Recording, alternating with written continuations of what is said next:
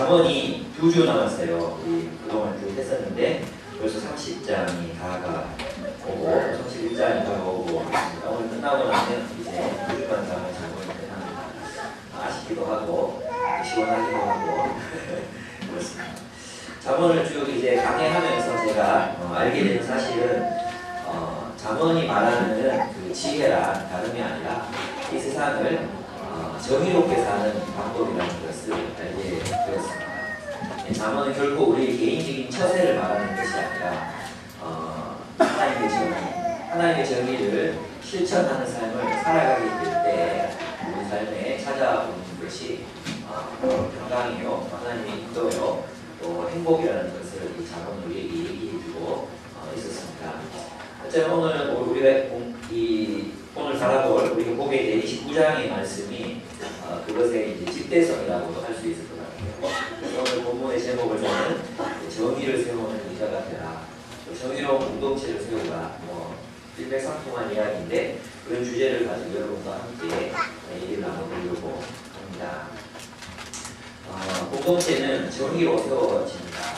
우리가 불의한 리더가 공동체를 장악하게 되거나 리더십을 가지게 될 때 얼마나 사회가 어지러워지는지 우리는 우리 대한민국의 역사를 통해서 많이 보았던 것 같습니다. 악한 사람이 리더십에 자리 오게 되고 또 그 악한 사람들과 함께한 악한 사람들이 또 중간 리더십을 형성하게 되고 그렇게 되면 모든 사람들이 다 악을 지향하게 되었던 것이 우리의 한국의 역사였습니다. 그래서 정의를 세우는 리더가 세워져야 공동체가 기뻐하고 또 견고해진다는 것을 이 잠언의 기자는 우리에게 말하고 있습니다. 2절 한번 보십시다. 2절 같이 한번 읽어볼까요? 의인이 많아지면 백성이 즐거워하고 악인이 권세를 잡으면 백성이 단식하느니라 했는데 의인이 이제 그 리더로서의 의인을 말하는 것입니다.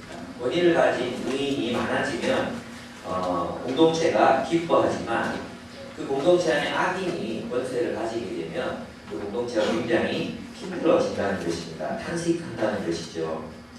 왕정 시대에 어쩔 수 없었지만 우리 지금 민주주의 시대를 살아가고 있습니다.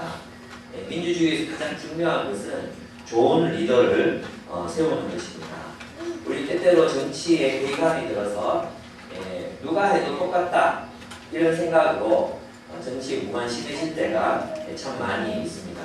누가 해도 이 사회의 기본적인 문제들은 근원적으로 해결되지 않는 것입니다. 그러나 분명한 것은 보다 나은 세상이 될 수는 있다는 것이죠. 리더가 누구냐에 따라 공동체 구성원들은 행복해질 수도 또 불행해질 수도 있습니다. 그래서 우리 역사를 보면 알 수 있습니다. 훌륭한 리더들이 왕이 되었을 때 그때는 분명 나라에 평강이 있었습니다. 사악한 왕들이 후임이 또 나라의 왕이 되었을 때는 분명히 온 공동체가 힘들어졌다는 것을 우리는 분명하게 알 수 있습니다. 그래서 우리는 정치에 관심을 가져야 하는 것입니다. 그리스도인들은 우리 대한민국이나 영토 각별 사는 사람들이 아닙니다. 이 땅에 정의를 위해서 살아가야 할 구성원들이 바로 우리 그리스도인들입니다. 그럼 정치에 무관심해서는 안 됩니다. 왜냐하면 우리가 구제하는 일에는 굉장히 관심을 가지고 있지요. 그죠? 복지 이런 데 관심이 많잖아요. 근데 그 가난한 사람들을 위해서 가장 많은 혜택을 줄 수 있는 일이 바로 정치이기 때문입니다. 그래서 정치가 바르게 서는 것은 가난한 사람들을 위해서 공동체의 행복을 위해서 굉장히 중요한 일이라는 것입니다. 그래서 우리는 정치에 관심을 가져야 돼요. 특별히 악인이 권력을 가지지 않도록 정말로 노력해야 됩니다. 히틀러를 뽑은 사람은 독일 국민들이었습니다. 히틀러를 지지했던 사람도 독일 국민들이었습니다. 그럼 누가 유태인 600만 학살했습니까? 히틀러만 했습니까? 그를 지지하고 뽑았던 모든 독일 국민에게 책임이 있었습니다. 독일은 그것을 절감했기 때문에 세계대전이 끝나고 난 뒤에 청산자원을 제대로 하려고 애를 썼고 그래서 지금의 독일을 창조해 냈던 것입니다. 사실 이렇게 통독 이후에 독일이 내전에 휩싸이지 않고 저렇게 안전하게, 물론 사회적 교육이 많이 들어갔지만 저렇게 안전하게 이렇게 성장할 수 있는 것은 정말 엄청난 일이라고 할 수 있습니다. 지금 만약 우리나라가 통일이 되잖아요. 그러면 온 천지에 게릴라 지원에다가 또 그 말갱이와 협조하는 사람들도 찾아내서 또 재판하고 이런 식의 어떤 공황몰이가 분명히 계속될 수밖에 없을 것 같아요. 통일이 돼도 참 걱정이에요. 그런 사상이 쉽게 빠져나가는 게 아니잖아요. 그런 걸 생각해보면 참 독일이 대단하다. 그런 생각이 들어요. 예. 그 저력이 어디 있을까 생각해보면 우리 독일이 통일될 때 결정적인 역할을 했던 공동체가 어디 있었습니까? 교회에 있었습니다. 동독교회들이 있었습니다. 동독교회들이 앞장서서 그 통일을 앞장서서 진행했고 또 그 수많은 그 동독인들의 피난처가 되어주었습니다. 그렇습니다. 우리는 그런 부분에서 우리의 책임이 또 있다는 것입니다. 4절을 보십시오. 4절을 보면 왕은 정의로 나라를 견고하게 하나 뇌물을 억지로 내게 하는 자는 나라를 멸망시킨다 했습니다. 의인이 다스려야 될 이유가 뭐냐? 의인이 다스리는 공동체는 견고해지기 때문입니다. 반면에 악인이 다스리는 공동체는 그 공동체가 멸망당하게 된다고 이야기하고 있습니다. 그러니까 우리는 어떻게 해야 됩니까? 악인이 다스리지 못하도록 해야 합니다. 그럼 악인의 관심은 무엇입니까? 돈입니다. 돈을 위해 권력을 사용하는 것이죠. 돈을 벌기 위해 권력을 최대한 활용하는 것입니다. 이전 정권 누군가가 생각나지 않습니까? 그래서 악인은 권력을 이용해서 돈을 구합니다. 억지로 뇌물을 내게 하는 권력은 자신만이 아니라 공동체 전체를 위험에 빠뜨리게 됩니다. 그래서 우리 한국 사회의 부패 지수가 아프리카의 무슨 저 나라보다 더 낮다고 하잖아요. 굉장히 우리 부패 지수가 높은 그런 사회를 살고 있습니다. 뇌물을 갖다 줄 수밖에 없는 사회 구조를 만드는 리더십은 참으로 악하다고 할 수 있습니다. 그러니까 자신에게 이익이 되느냐로 사람을 세우는 리더십도 굉장히 악한 리더십이라고 할 수 있습니다. 그러니까 기준은 정의가 되어야 한다는 것이죠. 그리고 우리나라에서 대기업들이 하청업체를 많이 거느리고 있습니다. 공공이나 비밀이 무엇입니까? 하청업체를 담당관에게 리베이트를 제공하지 않으면 하청에서 잘리죠. 그러니까 이제 리베이트를 줘야 됩니다. 뇌물을 줘야지만 자기 직원들 먹여 살릴 수가 있는 구조로 다 만들어 놓았습니다. 이런 부분에서 정치가 정말 이런 부분에 이거는 뭐 계좌 출력 해보고 다 잡을 수 있는 거잖아요. 의지가 없어서 저는 못한다고 생각해요. 이런 부분에서 바로 공정한 어떤 경쟁이나 이런 것들이 이루어지지 않으면 그냥 선의의 그런 마음을 가진 사람들이 어쩔 수 없이 망할 수밖에 없는 구조가 되는 것입니다. 그래서 좋은 기술을 가졌더라도 그냥 뇌물 안 주면 채택되지 않는 거죠. 어떤 공사를 하든지 간에 공평하게 뇌물을 요구합니다. 예전에 우리 교회 다녔던 한영재가 뭐 이렇게 어떤 만들어가는 작품을 주로 이제 그 지방 단체에게 했거든요. 그때 이제 공사가 끝나고 나면 뒤로 불러가지고 그걸 이렇게 주변 거리고 서 있대요. 왜 그러십니까? 그러면 젊은 사람이 눈치가 그렇게 없나?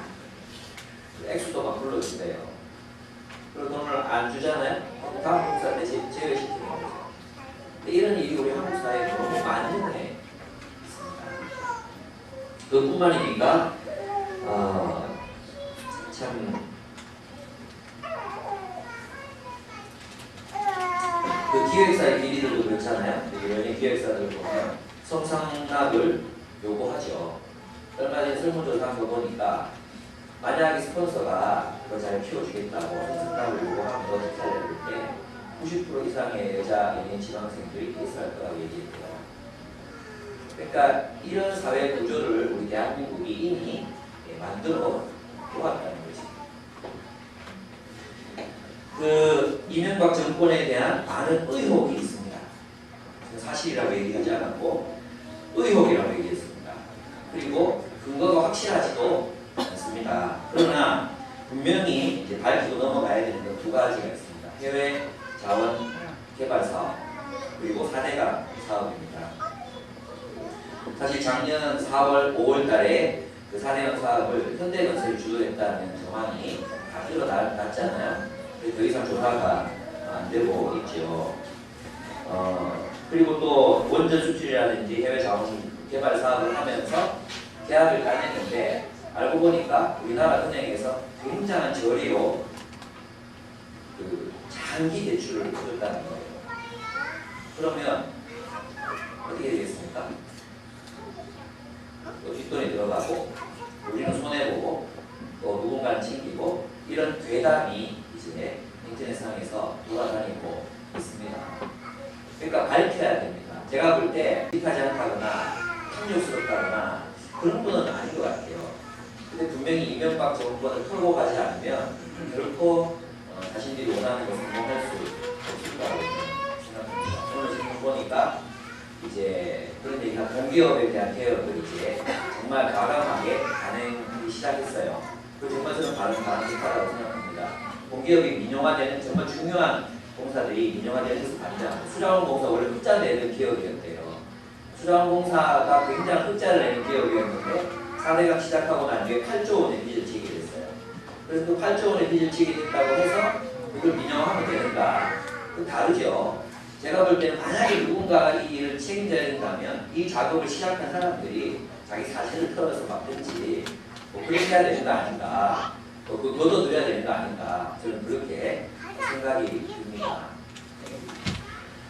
그래서 이런 우리 확인되지 않은 이런 이야기들 국민들 사이에 이렇게 막 오고 가고 있는데 조사해서 좀 아니면 아니라고 털고 맞으면 맞다고 털고 그렇게 가야지 정권이 바르게 설 수 있지 않겠는가. 지금 자꾸 이제 뭐 박근혜 씨가 이명박 이중대인 뭐 이런 비난을 듣고 있잖아요. 그런 부분에서 우리가 기도해야 될 부분들이 많이 있는 것 같습니다. 그렇죠. 왜 조사를 안 하는지 참 궁금합니다. 때가 아니라고 생각하는지 빨리 그 때가 우리 하나님 앞에서 왔으면 좋겠습니다. 하나님은 정의로우신 분이시기 때문에 어떻게든 오해면 오해를 풀고 정말 사실이면 거기에 대한 합당한 처벌을 받고 그것이 옳다고 생각합니다. 국민들이 모두 알고 싶어 하는데 왜 아무런 조치를 하지 않는지 궁금해하는 사람들이 많습니다. 그런데 교회는 어떻습니까? 교회는 과연 정의를 세우는 리더들이 세워져 있는지 잘 모르겠어요.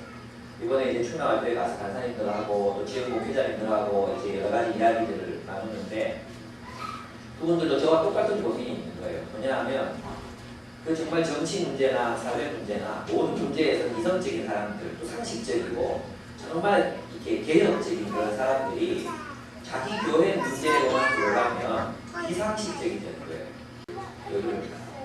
우리가 그동안 한국 교회가 좋은 리더를 기르는 리더십, 무조건 리더십의 목적이다 그런 이야기만 들어왔기 때문입니다. 정말 우리가 성경적인 공동체를 세워가는 일에는 목사 한 사람의 지도력으로 그것이 세워지는 것이 아닙니다.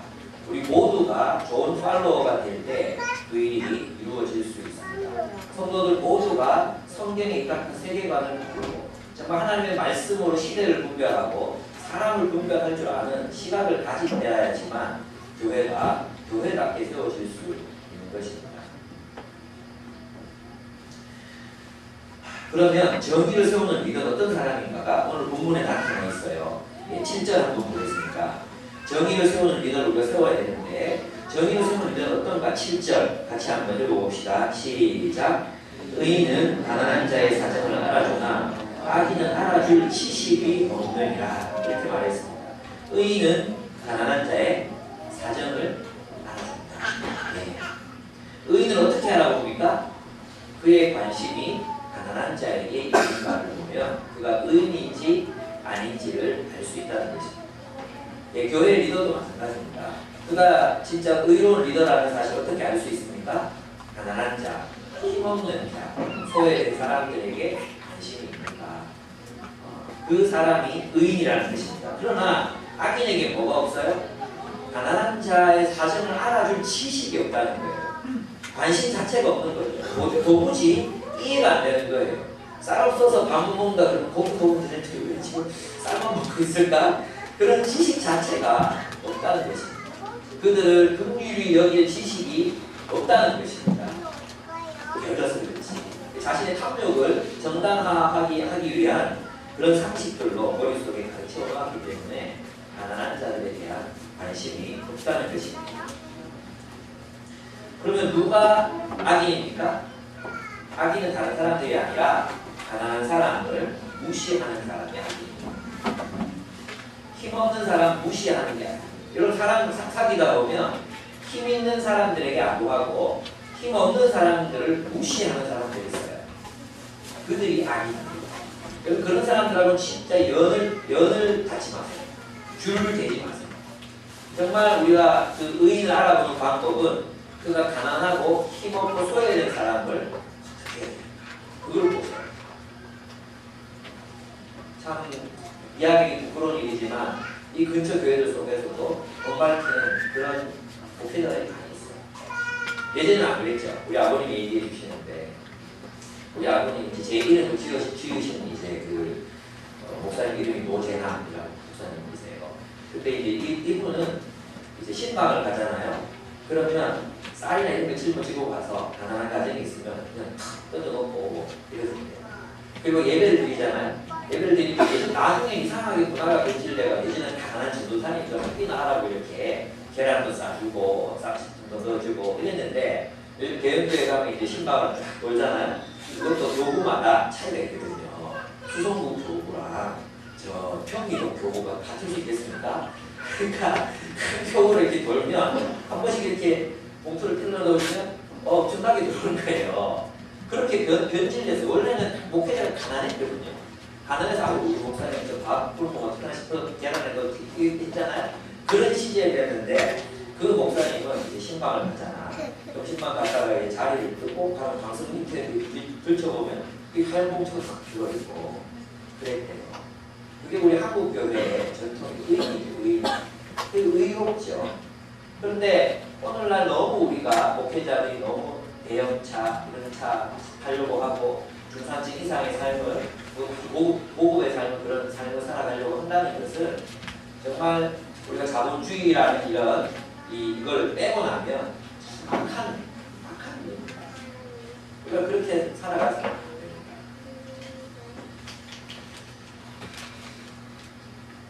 학생들이 그래도 감사하죠.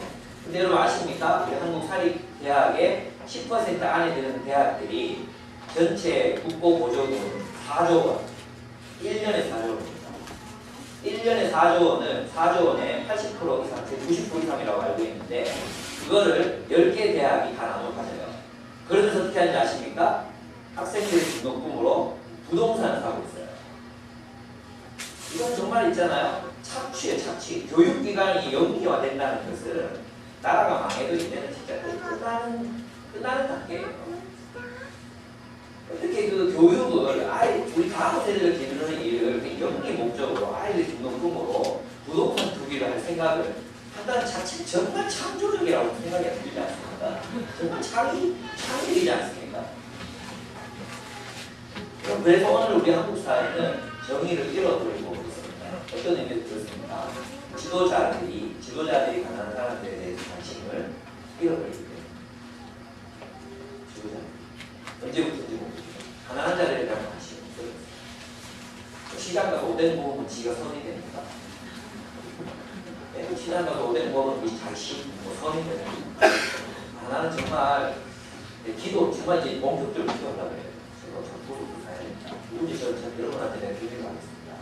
근데 내가 지금 진짜 이런 목적을 해야 됩니다.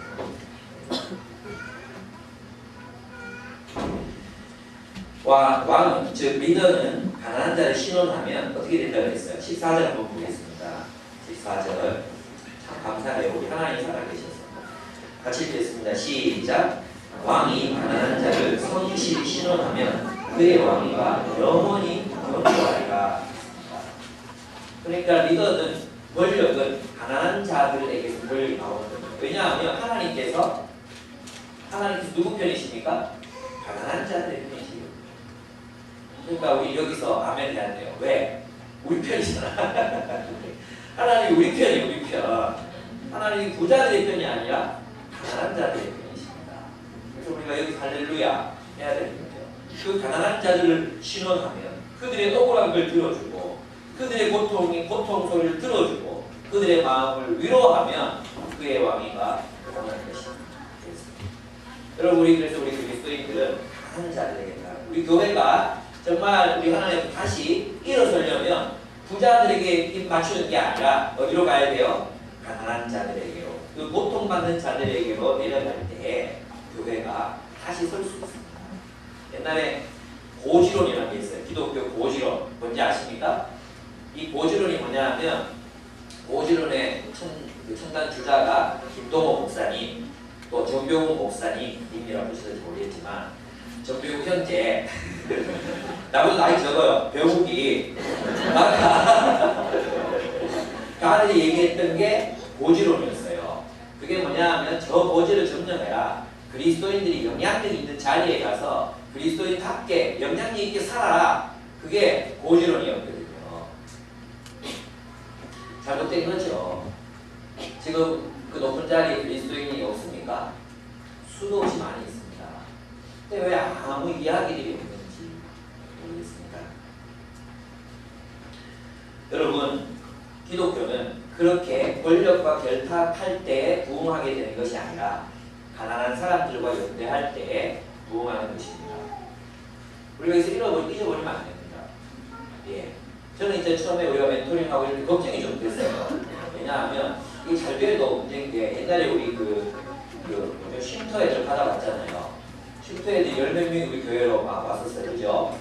기억나시는 분도 있으시죠? 늦게 오신 분도 모를 텐데 청소년 쉼터에서 있다가 어떻게 연결돼가지고 아이들이 많이 왔었어요. 근데 그 아이들이 오면서 그 어떤 일이 생겼냐면 매주마다 새 나이키가 없어지는 거예요. 새 신자들의 새 나이키. 30만 원 하는 나이키가 매주마다 없어졌어요. 그래서 우리 매주마다 10만 원 주머니 넣고 있다가 없어지면 미안하다고 쳐주고 어떤 놈이 훔쳐간지 모르겠고 교회 신발장에다 CCTV 붙여놓는 실제로 피고 이걸 못했거든. 또 뭐 17, 18 먹었는데 임신해서 나타나고 우리 가서 꽃다발 갖다 두고 축하해주고 이랬었잖아요. 근데 지금 멘토링 이렇게 자꾸 하다 보면 옛날에 그런 일들이 또 일어나면 어떡하나 그런 생각이 드는 거예요. 근데 정말 다행히도 감사한 게 뭐냐면 지금 이 시대는 90%가 빈곤층이잖아요. 그러니까 별로 걱정 안 해도 되겠다. 그래, 멘토링 열심히 하자. 국민의 90%가 빈곤층인데 그 사람들 우리 열심히 복음 전하면 되는구나. 괜한 걱정을 했다. 그런 생각이 들었습니다. 우리 교회는 가난한 사람들에게로 끊임없이 내려가는 교회가 될 것입니다. 여러분 아직도 멘토링 매칭 안 하고 있는 분들 계시죠? 예, 그들 만나십시오. 그 가정을 돌보십시오. 주님이 우리에게 원하시는 일입니다.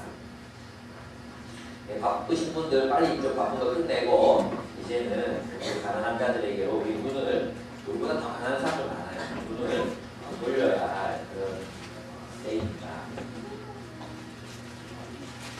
네. 세 번째, 정의를 세우는 리더는 진실의 귀를 기울입니다. 12절 한번 보겠습니다. 12절 같이 읽겠습니다. 시작. 만원이 거짓말을 들으면 그의 아이들은 다 악하게 되느니라 되어 있는데 다른 번역에는 왕이 거짓에 주의를 기울이면 관원들이 악하게 된다 이렇게 되어 있어요. 그래서 이 이야기는 그 최고 리더십에 대한 그런 이야기입니다. 정의를 세우는 리더는 진실의 귀를 기울인다는 것입니다. 그러나 리더가 거짓의 귀를 기울이고 거짓말을 하는 사람들에게 기울기 시작하면 신하들, 멤버들 모두가 악해진다는 것입니다. 거짓말에 주의를 기울이는 리더는 공동체의 리더십을 모두 타락시키고 그들을 악하게 만든다는 것이죠. 그래서 우리는 거짓말에 쉽게 기울어지는 리더를 세워서는 안 됩니다. 예. 거짓말에 쉽게 기울어지고 이렇게 왜 요지부동에 갖는 말이 뭐죠? 오른쪽으로 갔다 부하매동 부하매동하는 사람은 리더로 세워서는 안 됩니다. 리더의 첫 번째 자질은 뭐냐 하면 악인을 분별하는 힘입니다. 악인을 분별하는 분이 있어야 합니다. 그래서 사람의 거짓을 분별하고 이 사람이 정말 나에게만 잘하는 사람인지 아니면 진짜 모든 사람에게 친절한 사람인지 자신이 이익을 위해서 사람에게 친절을 베푸는 사람인지 아니면 정말 정의를 위해서 사는 사람인지 그것을 잘 분별할 줄 아는 분이 있어야 돼요. 그리고 여러분이 저를 위해서도 기도하셔야 돼요. 좀 나이 들고 눈이 탁해지고 그럴 수도 있잖아요. 옆에서 있잖아요. 자꾸 뭐 이렇게 좋은 소리만 하고 목사님 최고예요. 그런 사람들은 가까이 들 수도 있잖아요. 그러지 않도록 기도하셔야 돼요. 나쁜 놈을 나쁜 놈이라고 보고 선한 사람을 선한 사람이라고 볼 수 있는 눈이 우리에게 있어야 한다는 뜻입니다. 여러분 그것을 위해서 많이 기도하셔야 돼요. 그렇지 않고 악인은 악인으로 보지 못하고 분별하지 못하는 순간 교회가 점점 타락하게 되는 것입니다. 여러분 우리는 어쩌면 그러면 우리는 거짓말에 기울어지지 않는 리더를 세울 수 있는가 하는 거죠. 그거는 우리가 누구에게 끌리는가를 보면 알 수 있어요. 누구와 그 사람이 누구와 친한가 이걸 보면 알 수 있습니다. 여러분 24절 한번 27절 한번 볼까요? 27절. 예, 27절 한번 보겠습니다. 같이 읽겠습니다. 시작. 불의하는 자는 의인에게 미움을 받고 바르게 행하는 자는 악인에게 미움을 받느니라 그랬죠. 그러면 악인은 누구에게 이끌려요? 악인에게 이끌려요. 악인은 의인 싫어해요. 의인은 악인 싫어해요. 그죠? 여러분 누구 싫어합니까? 여러분 주변에 꼬이는 사람들 누굽니까? 여러분 누구랑 어울립니까? 악인들과 주로 어울리십니까? 의인과 주로 어울리십니까? 네. 여러분 주변에는 의인들밖에 없지 않습니까? 여러분 이제 우리는 그거 주의해야 돼요. 내 주변에 내 마음에 들고 내 말을 잘 듣고 내 말에만 순종하고 그런 사람을 여러분들이 만약에 믿어 보시고 있다면 미래가 없어요. 그래서 여러분 기도하셔야 돼요. 그 리더를 위해서 기독교 공동체 하는 거 굉장히 많이 있어요. 하나님 정말 참 여러 이야기들을 듣고 그것을 이렇게 종합해낼 수 있는 리더가 될 수 있도록 바로 리더가 될 수 있도록 좀 도와주세요. 기도하셔야 됩니다. 물론 악의적으로 또 도전하는 사람들이 있고 그것도 구별할 수 있어요. 그래서 우리는 우리 주변에 우리 공동체가 늘 선한 공동체, 진실, 그 진실이 세워지는 공동체, 예면 예, 아니면 아니요 하는 그런 공동체를 우리가 세워갈 때 교회가 건강하게 세워질 수 있다는 것입니다. 우리 진실한 공동체를 만들어 갑시다. 본문에 보면 피 흘리기를 좋아하는 자는 온전한 자를 미워하고 정직한 자의 생명을 찾는다 했습니다. 오늘 우리 한국 사회를 위해서 진짜 여러분을 많이 기도하십니다. 그렇습니다. 24절 보세요. 24절. 도둑과 착하는 사람은 자기의 목숨을 하찮게 여기는 사람이다 했어요. 도둑이 어떤 것입니까? 다른 사람 물건 훔치는 이런 도둑만 도둑이 아니라 그죠? 국민의 돈을 훔치는 사람들, 조세로 국민의 돈을 훔치는 이런 사람들, 또 합법적으로 탈세하는 사람들 이런 거 있잖아요. 합법적이 아니죠. 준합법적이지. 그런 걸로 탈세하는 사람들 모든 게 다 뭐에 들어갑니까? 도둑입니다. 도둑놈들하고는 친구가 되지 말라 그랬는데 우리 한국교회가 도둑놈하고 친구가 돼가지고 어떻게 하는지 모르겠습니다. 도둑과 친구가 되십니다. 여러분 주변 사람들을 돌아보시고 그런 도둑들이 있으면 여러분 친하게 지내시면 절대 안 돼요. 인연을 악한 자와 닿으면 악한 자와 연결되면 반드시 해를 입어요. 그가 악인이기 때문에. 여러분은 특별히 보호해 주겠습니까? 나쁜 놈이. 네. 늑대가 여러분 양을 잡아먹는데 여러분이라고 양이 안 잡아먹겠습니까? 배고프면 다 잡아먹습니다. 그러니까 악인들하고는 절대로 친밀해지지 마십시오. 여러분 우리는 어떻게 해야 됩니까? 우리 교회 이 말씀 적용한다면 우리는 진실한 공동체를 만들어 가야 합니다. 진실한 공동체. 정말 예면 예, 아니면 아니요 라고 말할 수 있는 공동체. 진실이 통하는 공동체. 사람의 의도를 믿어주고 그 의도대로 사람을 판단하는 공동체. 뿐만 아니라 그 사람의 행동을 잘 들여다보고 그 사람의 본질을 꿰뚫을 수 있는 공동체. 베드로 보십시오. 베드로 어떻게 했습니까? 아나니아와 삽비라의 거짓말을 꿰뚫어 보았잖아요. 또 시몬의 거짓말을 꿰뚫어 보았잖아요. 내가 성령으로 돈을 주고 성령을 좀 사겠다 이렇게 얘기했을 때 그 거짓을 꿰뚫어 보았잖아요. 그런 우리 공동체, 진실하고 투명한 공동체를 우리가 함께 세워가야 합니다. 우리 서로 진실해집시다. 우리 잘못한 거 있으면 잘못했다고 말하고, 또 칭찬할 거 있으면 칭찬하고, 그런 공동체를 우리가 함께 세워가야 한다는 것입니다. 그렇지 않을 때 우리는 교회가 될 수 없을지도 모릅니다. 네 번째, 정의를 세우는 리더는 여호와를 의지합니다. 그는 율법을 사랑합니다. 이제 뒷부분으로 가보도록 하겠습니다. 네, 26절 한번 읽어볼까요? 26절 읽겠습니다. 시작. 주권자에게 은혜를 구하는 자가 많으나 사람의 일의 작정은 여호와께로 말미암느니라. 이렇게 말하고 있습니다. 또 윗부분으로 위에 가보면 제가 지금 절을 안 적어놔가지고 여기 18절 보겠습니다. 18절 같이 읽겠습니다. 시작. 묵시가 없으면 백성이 방자히 되느니와 율법을 지키는 자는 복이 있느니라. 이 묵시가 뭐냐 하면 리빌레이션, 계시를 말합니다. 계시. 하나님의 말씀을 말하는 거죠. 말씀이 없으면 백성이 방자히 됩니다. 자기 마음대로 해요. 그러나 말씀을 지키는 자는 복이 있다고 말했습니다. 정의를 세우는 리더는 율법을 사랑합니다. 하나님의 말씀을 사랑합니다. 또한 따르는 사람들로 하여금 율법을 사랑하게 함으로, 그러니까 PBS를 열심히 하게 함으로 복을 받게 합니다. 여러분 성경에 보면 복 받는 비결이 하나가 있는데 있어요. 10편 1편에 보면 뭐라고 되어 있어요?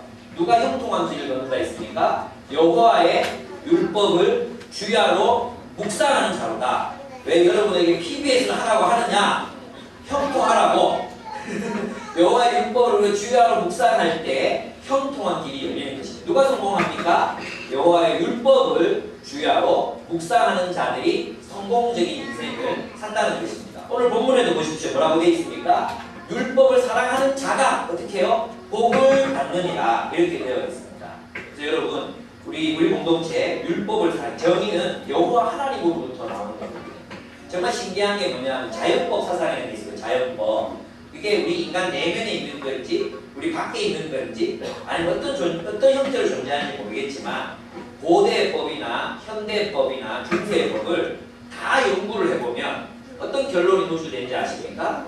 그 법들이 정의에 기초해서 비슷한 형태의 법들을 인간이 가지고 있어요. 정말 놀랍지 않습니까? 그러니까 그 법이라는 게 누구로부터 온 거예요? 이 법은요, 인간이 이성으로 창조해낸 게 아니에요. 이 법들은 우리가 그냥 인간들이 인간성으로 만들어내서 가변적이고 늘 변해왔던 게 아니에요. 이 법은 놀랍게도 인류 역사에서 공통적인 요소로 발견되고 있는 것입니다. 그러니까 이 법을 따라 살아가게 될 때 우리 개인의 삶뿐만 아니라 공동체가 평안해지는 것입니다. 여러분 우리가 사는 공동체가 평안할 때 개인의 삶이 평안할 수 있어요. 그리고 우리가 전쟁터에서 아무리 잘 살아봤자 이게 무슨 의미가 있겠습니까? 그래서 우리 그리스도인들은 우리 이웃, 우리 세상, 그래서 우리 그리스도인들이 해야 할 일이 뭐냐 하면 이 세상 사람들이 이 땅에서 행복하게 살아가고 기쁘게 살아갈 수 있도록 우리가 정의를 위해서 살아가는 것이 중요하다는 거예요. 그 중에 가장 기본적인 게 교회가 정의 그 자체가 되어야 한다고 생각한다는 것입니다. 우리가 먼저 정의로운 공동체가 되어야 한다는 것입니다.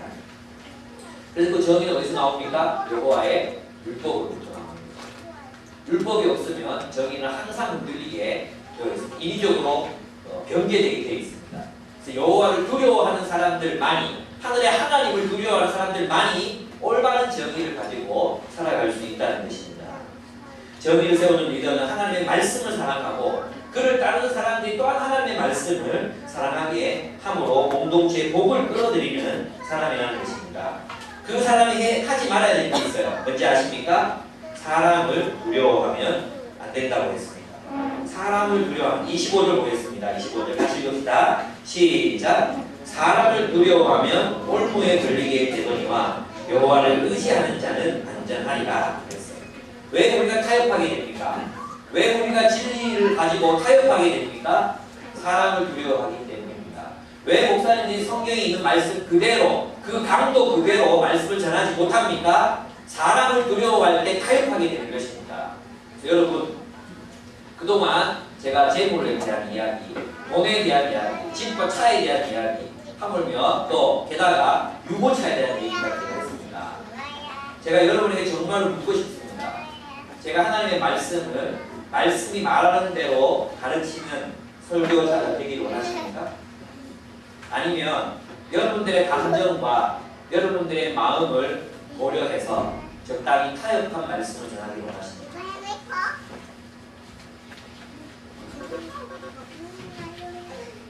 여러분 무엇을 원하십니까? 제가 이 자리에 서 있는 이유는 하나님의 말씀을 가까이 여러분에게 전하기 위해서 있습니다. 만약 말씀이 우리에게 찔린다면 그게 제가 전한 말씀이 성경에 근거한 것이 아니라 제가 사전을 말하고 만들어도 됩니다. 그러나 제가 성경을 기초로 해서 여러분에게 말씀드린 것이라면 우리 자신이 변화를 받아야 하는 것입니다. 여러분이 저를 왜 좋아합니까? 안 좋아했습니까? 이때까지? 여러분 저를 왜 존경하고 좋아하고 따릅니까? 제가 하나님의 말씀을 증거했기 때문인 것입니다. 앞으로도 저는 그렇게 할 것입니다. 여러분 저를 위해 기도하셔야 됩니다. 어떻게 기도하셔야 되냐 하면 하나님, 우리 목사님이 사람들 눈치 안 보고 하나님의 말씀을 증거하게 해주십시오. 우리 목사님이 부자들의 눈치를 안 보고 하나님 말씀을 증거하게 해주십시오. 제가 전한 말씀으로 사실 마음의 상처를 입을 만한 형제가 있었습니다. 형제 만나서 얘기했습니다. 그때 목사님 절대 하나님의 말씀을 그렇다고 가감해서 말씀하지 마세요. 말씀 그대로 전해주십시오. 저는 얼마나 눈물 났습니다. 그리고 참 그게 죄가 아님에도 불구하고 공동체 덕을 위해서 수정하겠다는 얘기 들었을 때 정말 이런 교회가 어딨나 정말 감사했어요. 우리 그런 교회 세워가야 됩니다. 여러분 말씀 앞에서 변화되어야 될 것은 우리 자신입니다. 말씀이 아닙니다. 말씀의 기준을 떨어뜨리지 마시고 저에게 그것을 요청하지 마세요. 제가 만약 저의 사익을 위해서 하나님의 말씀을 전할 때 여러분 저에게 집단으로 찾아오셔서 항의하십시오. 목사님 사실이 너무 많이 바뀌어 있습니다. 항의하십시오. 고치겠습니다. 여러분 힘 있는 사람 의지하지 말라 그랬어요. 우리 본문에 보십시오. 힘 있는 사람 26절 주권자에게 은혜를 구하는 자가 많으나 사람의 일의 작정은 여호와께로 말미암으니라. NLT에 보면 정의는 여호와께로부터 말미암으니라 이랬어요. 주권자에게 은혜 구하지 말라. 다시 말해 힘 있는 사람들 힘을 빌어 가지고 하나님의 의를 이루지 마라. 구청이나 국회의원 동원해가지고 지하에다가 교회를 통하는 그 엘리베이터 설치하지 마라 이 얘기입니다. 힘 있는 사람들이 힘 빌어가지고 불법 건축물 세우지 마라 이 얘기입니다. 근데 우리 한국교회가 얼마나 그런 일을 자랑스럽게 누가 이렇게 열어줬다고 다 불법입니다. 불법. 그렇게 불법을 행하고 어떻게 성도들에게 하나님 말씀을 따라 살아가라고 이야기할 수가 있겠습니까? 그렇습니다. 우리의 운명은 권력자들에게 달려있는 게 아니라 여호와 하나님으로부터. 제가 어제 안동 우리 집에 요즘 어렵거든요. 그래서 제가 그거 탄원서와 서명을 전국적으로 받아서 검사에 제출하려고 합니다. 그러면 안동 우리 집은 장명자 원장님이라는 분이 정말로 노동을 해서 세운 그 장애인들의 안식처입니다. 그 집을 지을 때 돌로 다 지었거든요. 그 집을 지을 때도 공동체 식구들이 개울에서 돌 다 떠가지고 와가지고 그 집을 지을 것입니다. 그런데 박근혜 정부 들어서는 박근혜 정부 잘못했다니까 이걸 해야 되는데 어떻게 했냐면 복지에서 세는 금액이 어디 있는지 돈 띠먹은 데가 어디 있는지를 찾아내라 이렇게 된 거예요. 근데 이 공무원들이 무기하게 이곳을 이제 개인적인 재정을 착복했다고 사업을 띠먹었다고 이런 식으로 신문에다 내고 조사가 들어갔어요. 그러면 이제 검찰에 고발됐잖아요. 그러면 지금 30만 원 받은 사람들 다 잡혀갔어요. 그다음에 검찰이 기소도 못하고 있는 거예요. 7개월 지나고 죄가 없는 거죠. 죄가 없어 저희가 옆에서 본 장명자 원장님은 정말 그 장애인들하고 같이 사셨거든요. 정말 얼마나 옷 입고 본인 자기를 위해 쓰지 않았다는 걸 다 알고 있거든요. 그래서 어떻게 했습니까? 자기들의 그 인권을 위해서 이거를 그냥 폐쇄 조치할래, 자신 해산할래 이렇게 된 거예요. 그래서 있잖아요. 거기 지내던 분들이 앞에 있는 요양원으로 가고 몇 사람만 데리고 지냈어요. 저는 이게 너무너무 분통이 터지고 화가 나요. 국가가 복지 전체 책임질 수 있습니까? 책임 못 지잖아요. 그런데 그걸 개인이 자기 돈을 들여서 자신 전 인생을 들여가지고 가난한 장애인들하고 또 버려진 사람들, 곧 죽을 사람들 30몇 명 모아서 같이 우리 여러분 가보셨잖아요. 그 사람이 얼마나 밝게 살아가고 있는지, 얼마나 행복해하는지 우리 다 봤지 않습니까? 그런 공동체를 그렇게 부셔놨어요. 근데 제가 있잖아요. 저 같으면 화가 나가지고 있잖아요. 정말 힘 있는 사람 동원해가지고 이거 막 뒤집어 놓고 싶을 것 같아요. 그래서 전화드리고 볼 게 없냐고 하니까 하나님 만동에 왜 큰 교회도 있고 또 이게 보건복지부 장관이 크리스찬이 장로님이래요. 한번 찾아가 보시죠. 내가 줄 되겠습니다 했는데도 안 찾아갔다고. 하나님이 정의를 실현하실 것입니다. 아 참 너무 마음이 그랬어요. 여호와 하나님으로부터 정의가 나타납니다. 만약 이제 이게 무죄로 밝혀지면 그동안 명예훼손 들던 그 사람들이 그 전부를 배상해야 돼요. 우리 기도해요. 하나님의 정의가 실현될 수 있고. 내가 여러분 탄원서 써가지고 때 서명하고 사인하는 거 아시죠? 예. 여러분 우리 가본 사람들은 아십니까? 그분 만나본 사람들은 참 최일도 목사님 스승이라고 부르는 분 아니에요. 최일도 목사님 스승이라고 부르는 분인데 최일도 목사님 와가지고 나중에는 TV도 나오고 좀 그러시라고 했을 때 최일도 목사님은 타락해가지고 그러면서 얘기했던 분이 장인자 원장님이에요. 그런 분인데 어려움을 찾았습니다. 그래서 저는 그분의 하나님을 의지하는 그 신앙을 보고 참 놀랐어요. 저 같으면 분노에 어쩔 줄 몰랐을 것 같은데 그분이 일어나서 기도하시고 또 공동체 지시를 다시 돌아왔습니다. 기도하고 계시고 제가 할 일은 선한 의지를 가지고 있는 겁니다. 후원하시는 분들이 후원을 내가 그 후원금을 완전히 신뢰하고 모든 일에 사용하도록 보냈다고 그것만 이제 있으면 유리하게 작용할 수 있다고 보여요. 그게 참 안타까워. 그래서 여러분들이 그런 부분에서 도움 주실 수 있는 분들은 도움 주셨으면 좋겠습니다. 마지막으로 정의를 세우는 리더는 다음 세대를 육성합니다. 예, 다음 세대 하나를 하다가 부분도 있어가지고 3세대 보면 3절 봅시다. 읽읍시다. 시작. 지혜를 사모하는 자는 아비를 즐겁게 하여도 창기와 사귀는 자는 재물을 잃느니라 이렇게 얘기했죠. 예, 우리 다음 세대가 지혜를 사모할 수 있도록 가르쳐야 합니다. 그래서 오늘날 우리 사람들이 자녀들을 기르는 걸 보면 지혜를 사모할 수 있도록 가르치는 게 아니라 쾌락을 가르쳐요. 쾌락. 인터넷 게임이 그냥 막사 들고 있잖아요. 쾌락할 수 있는 삶으로 인도를 해요. 그럼 어떻게 됩니까? 우리는 쾌락이 아니라 하나님의 뜻과 정의를 위해 살아갈 수 있는 다음 세대를 길러야 합니다. 온 세대가 쾌락을 쫓아서 살아가고 있습니다. 두 번째, 이 정의를 다음 세대를 육성하는 의미는 우리는 우리의 자녀들과 다음 세대를 훈계하는 일을 두려워하지 말아야 합니다. 다음 세대를 훈련해야 합니다. 여러분 아이들이 15절 보겠습니다. 15절 아이들이 어떻게 가르쳐야 됩니까? 15절 같이 읽겠습니다. 시작. 채찍과 꾸지람이 지혜를 주거늘 임의로 행하게 어려운 자식은 어미를 욕되게 하느니라 이랬습니다.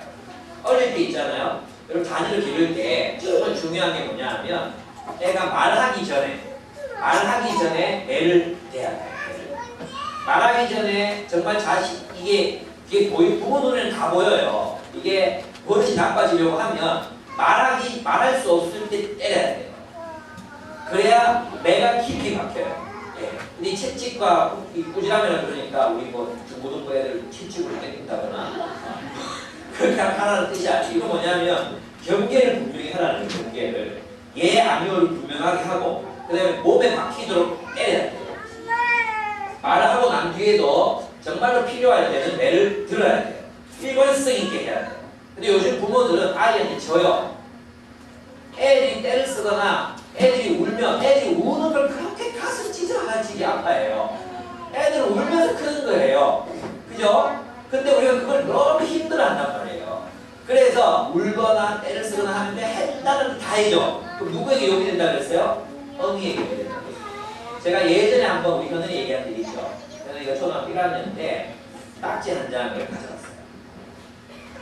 유치원에 있을 때 1학년에 유치원에 있을 때 딱지 한 장을 가지고 왔어요. 그리고 자기 지갑에다 넣어놨어요. 이 딱지 웬 거야? 딱지 한 장은 아무것도 아니잖아. 딱지 웬 거야? 웃으면서 현은이가 웃음 얼마나 예쁩니까? 웃으면서 이거 친구가 준 거야 라고 얘기했어요. 근데 우리 전문가 엄마 절대 못 속이고 네. 그래서 누가 이걸 가져 직감이 들어서 그 다음 선생님들 전화하니까 그래도 이걸 가져.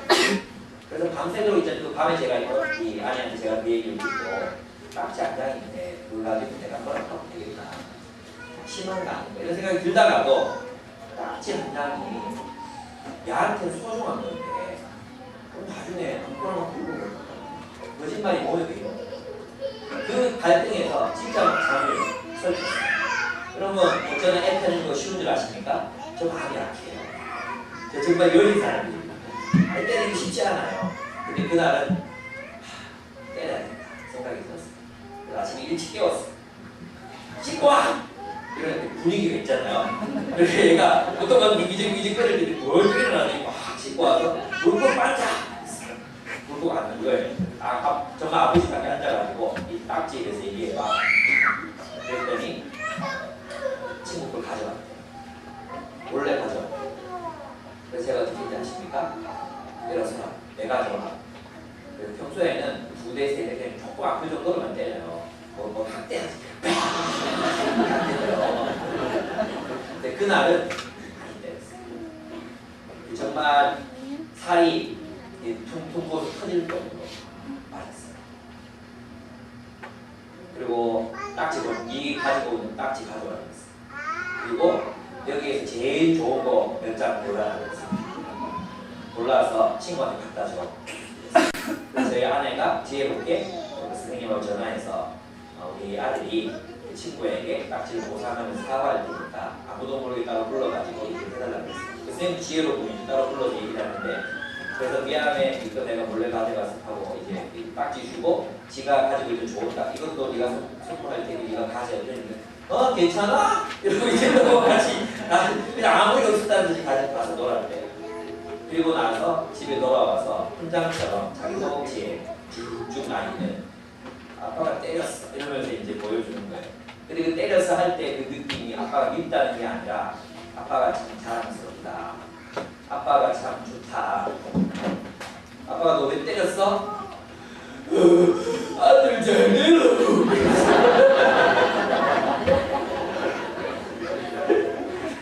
여러분 우리가 버릇 없이 애를 경계선 없이 한번 너무 끝까지 넘어가야 돼요. 한번 예술 끝까지 예술해야 돼요. 그런 것들 없이 애를 키우면 애가 어미에 움직인다. 우리 선생님들도 똑같아요. 그래서 여러분 우리 초등부 교사 선생님들이나 중등부 교사 선생님들에게 제가 말씀드리고 싶은 게 있어요. 그게 뭐냐면 정말 자기 자녀 생활이 있어요. 내 아빠가 누군데 목사님 아들인데 또 우리 영향력 있는 최용훈 집사 아들인데 김상진 형제 아들인데 뭐라고 하면 되겠나? 아니에요. 애 버리는 거예요. 애들이 교회에서 버릇이 얼마나 나빠질지 몰라요. 모태신 남들 중에 제대로 이 인격이 갖춰진 애들이 별로 없어요. 싸가지 없고 공짜 좋아하고 대들고 진짜 많아요. 저는 내가 그런 큰 교회에서 봐서 알아요. 예. 다 교회에서 버려놨다니까요. 그리고 교회에서 선생님들이 진짜 해야 됩니다. 우리 거기에 대해서 아무 말 하지 않을 테니까 만약 부모가 무슨 이야기가 저한테 오세요. 네, 제가 또 만나겠습니다. 네. 그런 우리 정말 우리 공동체 온 식구라는 그 공동체의 모습을 가지고 저희가 살아갔으면 좋겠습니다. 자녀들을 징계할 때 17절 보십시오. 같이 보겠습니다. 정말 중요한 구절입니다. 시작.